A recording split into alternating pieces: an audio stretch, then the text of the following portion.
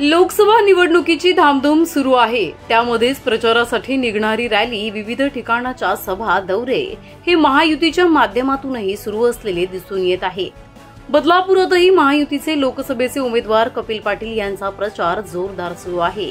तसेच विविध पदाधिकाऱ्यांच्या कार्यालयात भेट देऊन तेथे सभा देखील घेतल्या जात आहे।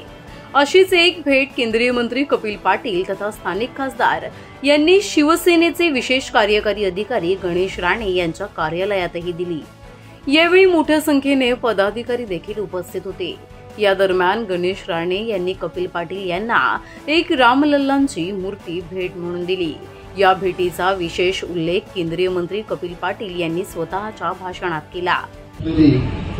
एक मूर्ती भेट दिली, मी काय सांगत नाही कोणाची दिली, आणि त्यांनी सांगितलं असं की साहेब आता आपली कमळाबरोबर ही पण निशाणी लागली। सांगा काय दिलं, काय दिलं साहेब?